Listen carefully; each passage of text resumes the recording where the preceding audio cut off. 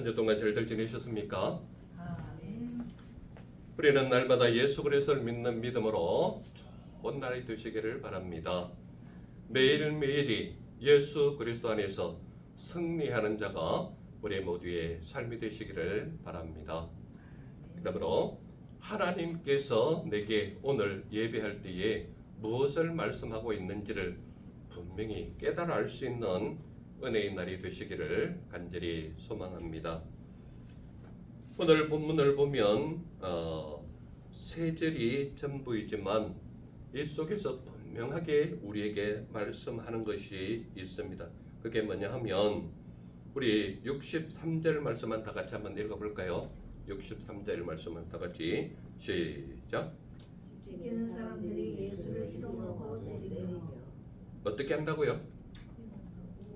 예수를 희롱하고 때린다라는 얘기입니다. 그래서 오늘 제목이 무엇으로 되어 있습니까? 예수를 희롱. 예수를 희롱. 여러분들이 최근에 혹시 누군가에게 희롱 당해본 적 있으십니까? 희롱 당해본 적 있어요? 요즘 젊은 청소년들에게 초등학생들도 마찬가지지만 제일 학교에서 문제되는 게 뭡니까? 왕따죠, 왕따. 알 수 없는 따돌림이나 알 수 없는 외면함으로 말미암아 당하는 사람은 무척이나 힘들고 외롭고 고통스러운데 다른 사람들에게 말할 수 없는 따돌림을 당하는 것이 일종의 희롱입니다. 저희 고향에 가면은 농월정이라는 곳이 있습니다. 농월정이 뭔가 하면 아주 깨끗한 물이 흐르는 곳이 있고 그 물 옆에 아주 큰 하나로 된 바위가 있는데 그 바위 위에 아주 고즈넉한 아름다운 건물이 있습니다. 정자죠, 정자. 그 정자 이름이 농월정입니다. 농월정. 농자는 무슨 농자냐? 희롱할 농자입니다. 희롱할 농자. 즉 말하자면 농담 농자도 되지만 희롱하다라는 농자가 오히려 더 가깝습니다. 그런데요, 무엇을 농담처럼 여기고 무엇을 희롱하느냐? 월이 뭐예요? 달월자죠. 달이 희롱하는 정자다. 이런 의미입니다. 거기에는 물이 워낙 깨끗하고 맑아서 보름달이 뜰 때에 그곳에 가보면 물에 비치는 달빛이 너무 아름다워요. 그래서 그곳 이름을 농월정이라 부르면서 그 현판을 적은 분이 누구냐? 바로 최치원 선생님입니다. 최치원 선생님이 우리나라 학자 중에서는 외국에서도 인정받는 학자가 최치원 선생입니다. 그분은 여러분들이 아시다시피 어린 시절에 중국에 가서 그곳에서 생활하다가 중국에서 치러지는 우리나라 과거 같은 시험이 있었는데 거기에 어린 나이에 응시를 했는데 바로 등과를 했던 그런 사람이 최치원입니다. 그가 중국에서 급제를 하고 우리나라 신라시대로 돌아왔을 때 중국에서도 인정하는 학자가 들어오니까 우리나라 학자들이 많이 희롱을 했죠. 어떻게 해요? 똑똑한 사람이 오니까 나름대로 학문을 했다 하는 사람들이 그를 놀리면서 중국에 학문 해봐야 뭐 얼마나 했겠어 라고 따돌림 당하는. 그래서 여기저기를 다니면서 시와 풍어를 남겼는데 최치원 선생님이 남긴 여러 가지 것들도 많이 있지만 특히 제 고향 함양 그 상림숲에 가면은 최치원 선생님의 서원이 있습니다. 거기서 글을 배웠던 학자들이 영남 지역에 뛰어난 학자들 출신이 굉장히 많습니다. 예를 들어 제가 중학교 다녔던 우리 중학교에는 여러분들 잘 아는 청력파 시인 중에 가장 뛰어난 인물 박두진 선생님이나 유치진 선생님, 유치환 선생님이 계신데 유치진 선생님이 제가 다니던 중학교 교장 선생님이셨습니다. 그만큼 문학적인 것이나 글에 대한 배경이 굉장히 뛰어난 곳이 제 고향 근처입니다. 제가 왜 농월정을 얘기하느냐? 바로 달을 희롱할 만큼 아름다운 정자다. 그래서 농월정이다. 이런 것에 비하면 희롱할 롱자는 굉장히 좋은 글자 같죠. 그런데 오늘 본문에 나오는 희롱의 의미는 무엇을 놀리다 또는 조롱하다라는 의미입니다. 조롱하다라는 의미. 그래서 오늘 본문 속에서 가장 핵심적으로 말하고자 하는 것을 간단한 문장으로 만들어 본다면 63절을 근거로 예수를 희롱하고 때렸다라는 말입니다. 예수를 희롱하고 때렸다. 희롱하고 때리면서 했던 말 세 가지가 있습니다. 어떤 희롱을 했고 어떻게 때렸느냐라는 모양인데 어떻게 희롱했느냐라고 말했을 때 맨 처음에 희롱했던 말이 선지자 노릇이나 해라 이 말입니다. 선지자 노릇이나 해라. 예수님은 실제 삶 속에서 선지자 노릇을 했습니까? 안 했습니까? 했습니다. 어떤 식으로 했습니까? 하늘의 비밀한 것을 모든 사람들이 알아들을 수 있도록 복음을 전했습니다. 그러므로 예수님은 실제로 선지자 노릇했지만 로마 군인들이 그를 희롱하면서 놀림의 대가로 놀이개감으로 여기듯이 희롱했던 모습은 뭐냐면 선지자 노릇이나 해라. 이 말은 그냥 성전에서 말씀이나 가르치는 선생 노릇이나 해라. 이런 식으로 희롱을 한 겁니다. 이 모습은 무슨 모습과 흡사한가 하면 예수님은 마치 광야에서 사단으로부터 받은 시험, 유혹 이거와 똑같은 것을 누구에게 받고 있습니까? 지금 로마 군인들에게 받고 있는 거예요. 그러니까 이 로마 군인들이나 또는 예수님을 희롱하면서 선지자 노릇해라 라고 이야기하는 그들의 모습 속에 보면 내가 만일 하나님의 아들이거든 누가복음이 나오잖아요. 우리 4장에서 이미 제가 설교했지만 그 4장 3절과 9절에 보면 네가 하나님의 아들이거든 이 돌들을 변해서 어떻게 하라고요? 떡을 만들어라. 또는 높은 절벽에서 뛰어내려라. 천사가 네 발을 떠받쳐 줄 거 아니냐. 나한테 절 한 번만 해라. 이 세상 네 눈에 보이는 모든 걸 다 주겠다. 이런 약속을 하지 않습니까? 그러니까 선지자 노릇하라 라고 희롱하는 그들의 모습은 흡사 누구와 닮았느냐면 바로 광야에서 40일 금식 기도하고 난 이후에 사단이 찾아와서 제일 먼저 희롱하며 놀렸던 모습이 뭡니까? 네가 하나님의 아들이거든. 이런 놀림이거든요. 이게 바로 어떤 희롱입니까? 선지자 노릇이나 잘해라. 이런 이야기입니다. 즉 말하자면 예수님은 자신의 눈을 가리고 때리는 자들이 누구인지 다 알고 있었단 말이에요. 예수님은 이미 인간의 몸을 입고 계셨지만 신적 능력을 가지고 계신 분이기 때문에 예수님의 눈을 가리고 때렸지만 그 때린 자가 누구인지 다 알고 있단 말이에요. 그러한 분임에도 불구하고 그들에게 요구하는 대답을 하지 않으심으로 말미암아 하나님의 구속을 묵묵히 이루어 가신 분이 우리 예수님이시다라는 것입니다. 또한 예수님은 사단의 도구로 사용된 어리석은 자들의 모습을 보면서 하나님의 구속 사역을 이루어 가기 위해 인간들의 모든 수모와 고통과 욕을 당하는 그 모든 희롱을 묵묵히 참아내시는 하나님이 바로 우리 예수님이시다. 이 모습을 보여주고 있는 겁니다. 오늘 우리에게 적용해 본다면 예수님은 우리에게 선지자 역할을 다 하시면서 하늘의 비밀한 하나님 나라에 대한 모든 비밀을 우리에게 다 알려주셨단 말이에요. 그런데 우리는 하나님 나라에 속한 자로서 하나님 안에서 가장 기뻐하고 즐거워해야 함에도 불구하고 교회에 나오는 걸 괴로워하고 힘들어하는 사람이 얼마나 많은지 모릅니다. 왜 그렇습니까? 예수 그리스도를 선지자로서 취급을 안 하는 거예요. 예수 그리스도를 외면하는 거예요. 예수 그리스도의 가르침이 내 삶 속에 있기가 귀찮은 거예요. 그러니까 예수님의 선지자적 가르침 자체를 받아들이기는 하는데 생활로서 드러내기는 힘든 거예요. 그러니까 예수님을 희롱하는 삶을 오늘날 살아가고 있다는 얘기입니다. 그러함에도 불구하고 정작 자기는 믿음을 가졌다고 이야기를 하잖아요. 이게 오늘날 교회의 삶의 모습 속에서 교회 예배하러 나오는 사람들의 흔한 모습이 되었다 이 말입니다.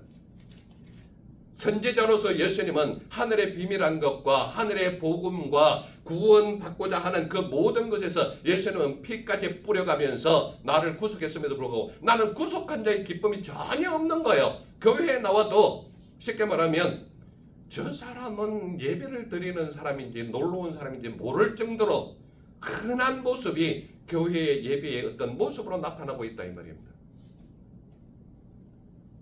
여러분들이 지금 예배하는 이 모습은 하나님께서 기뻐하는 모습일까요? 아니면 시간대에 의해서 억지로 온 사람의 모습으로 볼까요? 그것은 여러분들 스스로가 이미 알고 있는 답일 수도 있습니다. 왜냐하면 내가 하나님 전에 나왔을 때 어떠한 모습으로 나왔는지, 얼마나 정결한 모습으로 나왔는지, 예수님께 예배할 때에 내 몸과 마음이 정결하게 나를 아주 경건한 모습으로 나왔는지, 잠에서 겨우 깨어서 눈곱만 떼고 나왔는지는 누구나 자기 자신이 가장 잘 알고 있거든요. 여러분들 한 일례로요, 미국에서 가장 험한 할렘 지역에 있는 교회에 가도요, 교회에 예배하는 모습이 어떤지 아십니까? 굉장히 경건해요. 하루 일당을 가장 낮게 받고 있는 그들이, 그 흑인들이 예배하러 왔을 때도요, 자기가 가지고 있는 가장 깨끗한 양복을 입고 자기가 가장 정결한 모습으로 나와서 하나님을 만난다는 그 경건한 모습이 그 삶 속에 있거든요. 그런데 오늘날 우리 대한민국의 여러 교회에 가보면 저 사람의 복장을 보면 놀러 왔는지 예배하러 왔는지 분간이 안 될 정도로 이상한 복장으로 온 사람들이 많거든요. 왜 그렇습니까? 그냥 예배가 하나의 그냥 한 주일 동안 지켜가야 하는 어떤 의식 절차처럼 생각하지 않습니까? 그래서 많은 목회자들이 뭐라고 얘기하느냐, 그 사람이 예배하는 모습인지 아닌지의 모습을 그 사람의 복장을 보고 그대로 야외로 놀러가도 될 정도로 해도 전혀 불편함이 없다, 이상하지 않다라고 하는 사람은 온전하게 예배드리러 온 사람이 아니다라고 평가를 하는 거예요. 그러나 내가 가지고 있는 옷이 좋은 것은 아니고 오래 입은 것이라 할지라도 깔끔하게 손질해서 하나님 앞에 정결한 모습으로 나오고, 과거 저희들이 교회 다닐 때 우리 부모님들 세대의 교회에 내는 헌금의 모습을 보면은 너무나도 잘 알 수가 있습니다. 길거리에서요 붕어빵을 팔더라도요, 그때 이런 자리도 혹시 여러분들 집회인 거 구경하신 분이 있을지 모르겠습니다. 저희들이 학교 다닐 때는요, 이런 자리도 그 집회로 나와서 집회가 좀 구겨진 것이 있으면 그 중에서 제일 깨끗한 거를 다리미로 이렇게 다려서 헌금했던 세대가 우리 부모 세대들이고, 저희들도 청년 때 그런 것을 배웠기 때문에 1,000원짜리나 만원짜리를 이렇게 헌금으로 내야 할 경우 내가 가지고 있는 돈 중에 가장 깨끗한 것을 골라서 일부러 이렇게 다림질을 하는 모습들이 우리 삶 속에 있었단 말이에요. 그 말은 무슨 말이냐, 그냥 내 호주머니에 있는 적당한 거 꺼내가지고 봉투에 쑥 집어넣어서 쑥 던지는 게 아니라 1,000원을 내든 만원을 내든 내 마음의 중심이 거기에 있다는 이야기입니다. 그러므로 선지자 노릇하라라는 그 속에는 교회에서 그냥 성경 하나님 말씀 가르치는 선지자 노릇, 즉 교사 노릇이나 해라, 이 말은 엄청난 예수님으로 봐서는 희롱하는 모습이 있다 이 말입니다.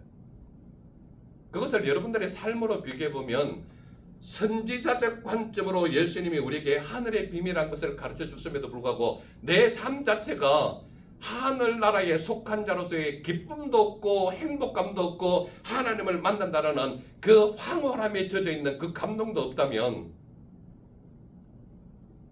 여러분들은 도대체 교회에 어떤 의미로 나왔느냐, 이런 것을 여러분들 스스로에게 질문을 해보라는 얘기입니다. 하나님은 이렇게 말씀을 가르치고 있고 이러한 말씀이 이러한 역할을 하고 있다는 것을 전달했을 때 내 마음의 변화가 없다면 여러분들 교회에 차라리 안 온 것이 나을 수도 있다 이 말입니다.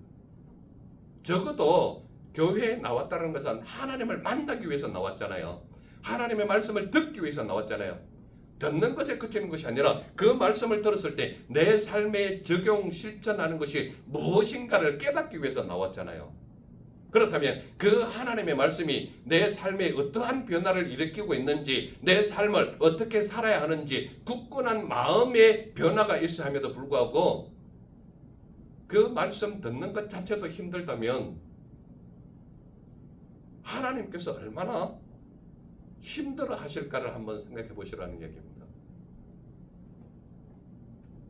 그래서 사단의 도구로 사용된 어리석은 자의 모습과 예수님은 하나님의 구속 사역을 알리기 위해서 인간들의 모든 수모와 희롱을 묵묵히 참아내시는 예수님의 모습과 얼마나 적나라하게 대조가 되지 않습니까? 이 모습을 우리에게 보이고 싶은 것이 바로 선지자 노릇하라 라는 말 속에 그 모든 내용이 포함되고 있다는 얘기입니다. 두 번째로 희롱하는 모습이 어떤 말씀이십니까? 너를 친 자가 누구냐라는 말을 하고 있는 겁니다. 너를 친 자. 즉 예수 그리스도를 지금 치고 있는 자가 누구예요? 대제사장들이고 장로들이고 서기관들이고 율법 교사들이란 말이에요. 이들은 누굽니까? 하나님이 택한 백성들 중에 가장 신뢰받는 사람들이었거든요. 대제사장은 성전 안으로 들어가서 예루살렘 성전 안에 들어가서 지성전 안에까지 들어갈 수 있는 사람이 대제사장이잖아요.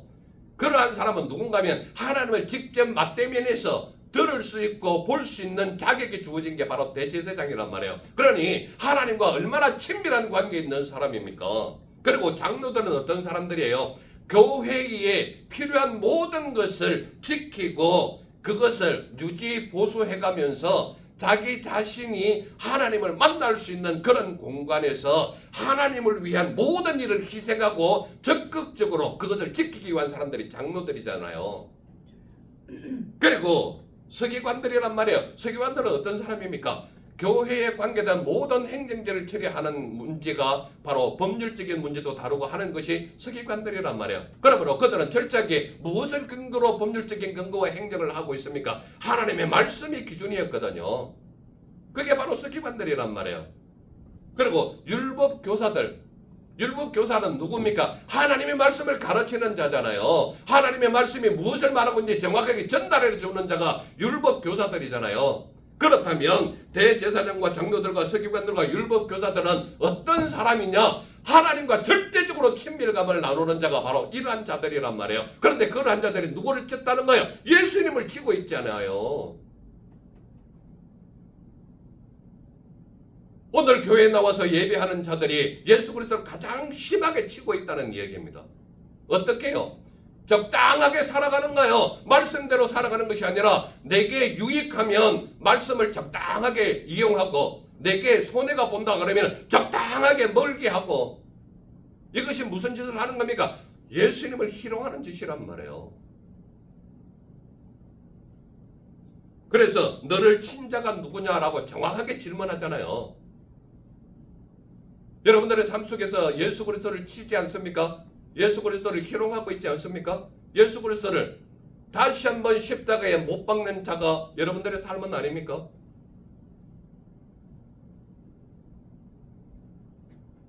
놀라운 질문을 하고 있는 거예요. 그럼에도 불구하고 하나님 앞에 나와서 예배하면서 나는 절대 예수님을 치지 않겠습니다. 예수님이 죽으라면 중대까지 가겠습니다. 예수님이 감옥에 가면 감옥까지 따라가겠습니다 하는 사람이 누구예요? 베드로잖아요. 누굽니까? 제자들 중에 수제자잖아요.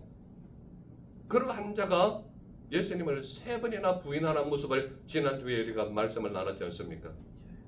그런데 오늘 예수 그리스도를 희롱하는 자가 누구라고 얘기합니까? 친자가 누구라고 얘기합니까? 대제사장, 장로들, 서기관들, 율법교사들. 오늘 우리에게 질문한다면 예수 그리스도를 믿는다고 하는 자들이 예수 그리스도를 치고 있는 자라는 얘기입니다. 어떻게 해요? 말씀을 안 지키면서. 어떻게 해요? 예수 그리스도의 명령을 어겨가면서. 어떻게 해요? 율법을 지키라고 줬는데 율법대로 살지 않으면서. 이런 모든 자가 어떤 자라고 얘기합니까? 예수 그리스도를 희롱하는 자란 말이에요. 예수 그리스도의 말씀을 선지자 노릇으로 취급하지도 않는다는 얘기입니다. 왜 그렇습니까? 예수님은 선지자 노릇하라는 이 말 속에 하늘의 비밀한 모든 것을 다 가르쳤음에도 불구하고 그러한 삶을 줬거나 실천하거나 적용하지 않는 자의 삶이 어떤 자라고 얘기합니까? 나를 희롱하는 자라고 얘기하고 있지 않습니까? 그래서 정확하게 질문하는 게 뭡니까? 너를 친 자가 누구냐? 너를 친 자가 누구냐?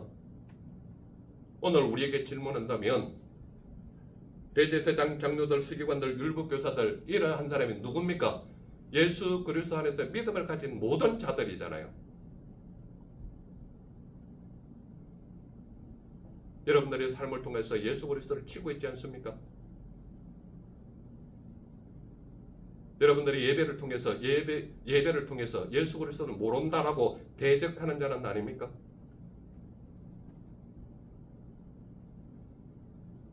너를 친 자가 누구냐 질문할 때 나는 아닙니다라고 자신 있게 이야기할 수 있는 사람이 몇이나 있겠냐 이 말이죠. 세 번째로 말씀하는 게 뭡니까? 이 외에도 많은 말로 욕하였다라고 말하고 있습니다.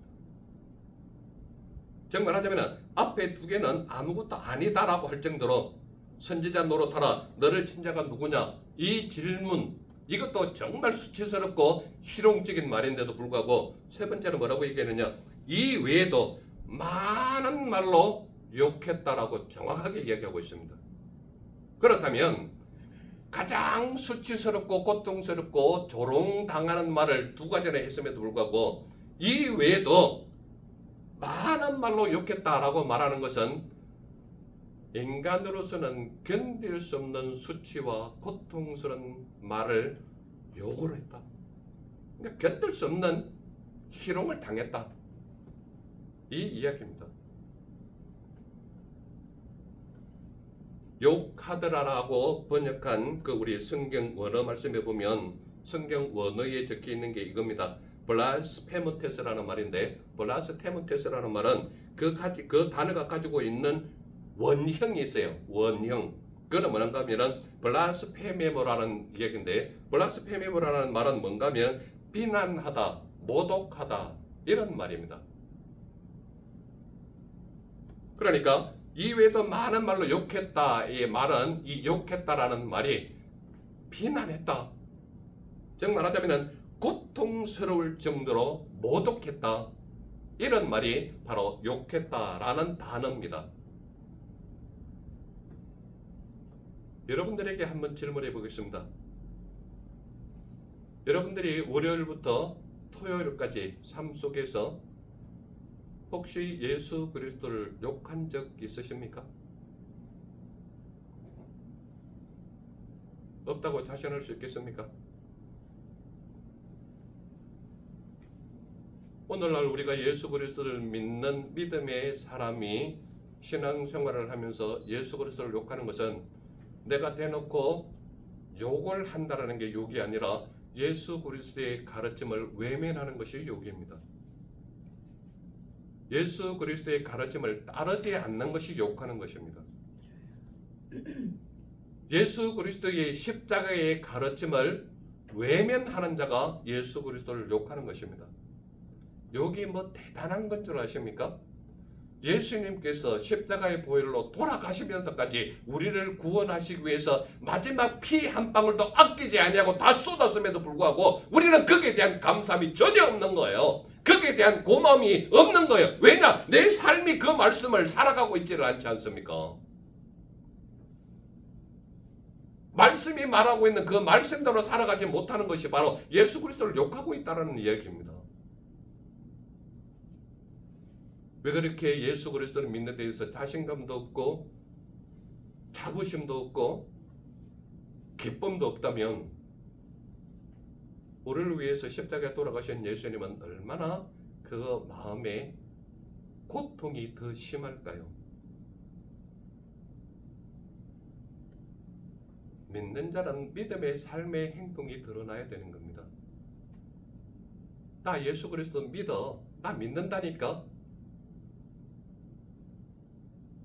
말로 한마디 하는 것도 중요하지만 내 삶 속에서 내 가슴 속 깊은 곳에서 우러나오는 진실된 마음으로 예수 그리스도가 기쁘지 아니하고 감사하지 아니하다면 여러분들 이 시간 자체가 괴로운 겁니다. 하나님 말씀 듣는 자체가 괴로운 거예요. 그러니까 귀를 닫고 눈은 감겨지고 하나님 말씀을 듣지만 마음속의 생각은 벌써 딴 데가 있는 거예요. 그러니까 졸음이 막 쏟아지는 거예요. 왜냐? 그 말씀 듣기가 싫은 거잖아요. 하나님의 말씀 가르침 자체가 내 마음으로 안 들어오잖아요. 그러니까 하품하고 졸음밖에 안 나오는 거예요. 하나님을 믿는 믿음의 사람은 그 마음속으로부터 기쁨이 오거든요. 왜 그렇습니까? 성령의 역사심은 내 속사람을 변화시키거든요. 성령의 역사심은 내 육신의 변화를 일으키기 전에 내 마음속 속사람부터 먼저 변화를 시키는 거예요. 그러므로 그 사람이 깨끗하다 정결하다라고 판단할 때에 그 속사람이 정결하고 경건한 자는 그 사람도 자연적으로 변화되게 되겠습니다.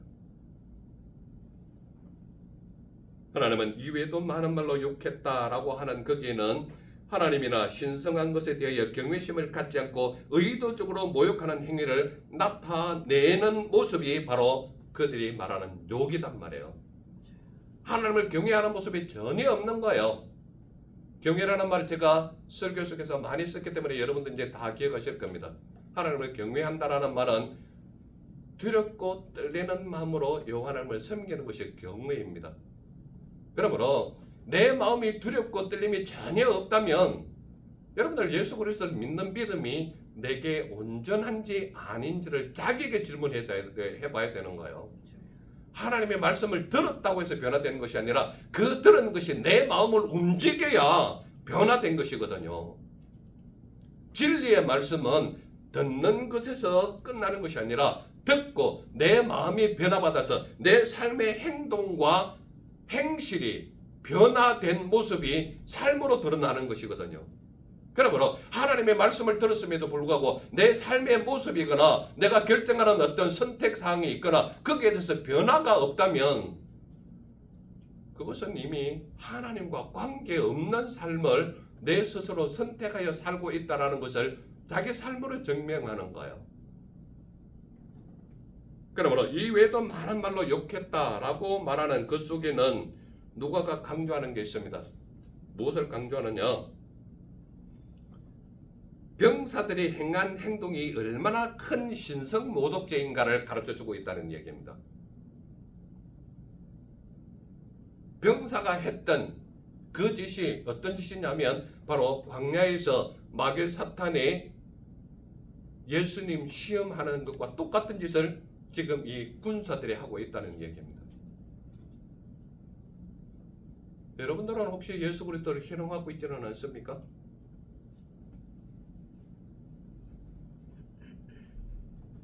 제가 조금 전에도 말씀드렸지만 예수 그리스도의 가르침이 내 삶 속에 적용되지 않는다면 여러분들은 삶으로 이미 예수 그리스도를 희롱하고 있는 겁니다.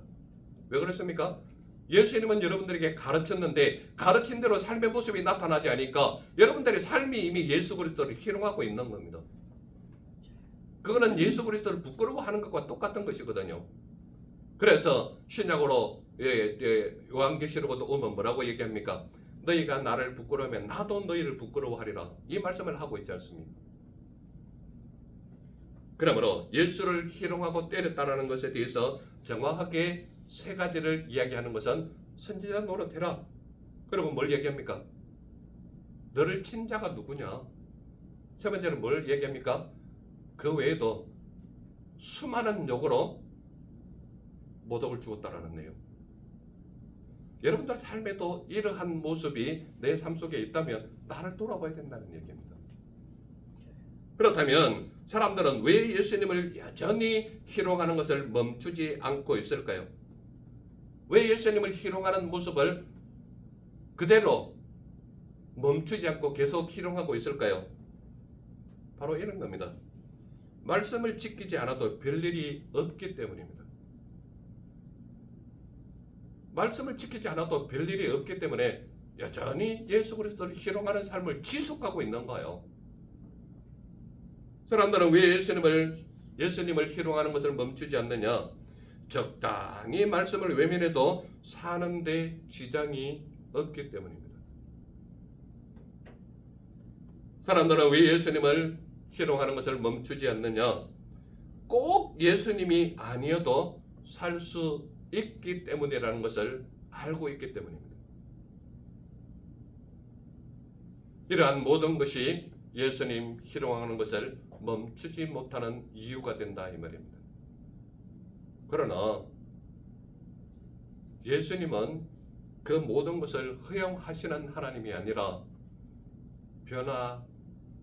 변화되기까지 인내하며 기다리는 하나님이 우리 예수님이시다라는 것을 알게 하려고 무단히 인내하며 기다리고 계시는 하나님이 우리 예수님이시다.